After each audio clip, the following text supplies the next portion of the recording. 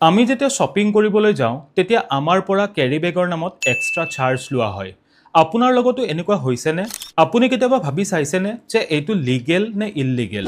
Consumer ফৰামৰ বহুকেইটা অৰ্ডাৰত এইদৰে কোৱা হৈছে যে আপুনি যিখন দোকানৰ পৰা, যিখন ষ্ট'ৰৰ পৰা বা যিটো ব্ৰেণ্ডৰ শ্ব'ৰুমৰ পৰা বস্তু কিনে তাৰে কেৰি বেগত যদি তেওঁলোকৰ ব্ৰেণ্ড লোগো প্ৰিণ্ট হৈ থাকে তেনেহ'লে তেওঁলোকে এক্সট্ৰা চাৰ্জ কৰিব নোৱাৰে। যদি লোগো প্ৰিণ্ট নাথাকে তেতিয়াহে তেওঁলোকে চাৰ্জ কৰিব পাৰে।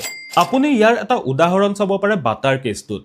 আজিৰ পৰা কিছু বছৰ আগতে এটা কেছ আহিছিল য'ত বাটাই কাষ্টমাৰৰ পৰা ৩ টকা চাৰ্জ কৰে তেওঁলোকৰ ব্ৰেণ্ড লোগো থকা কেৰি বেগটোৰ নামত।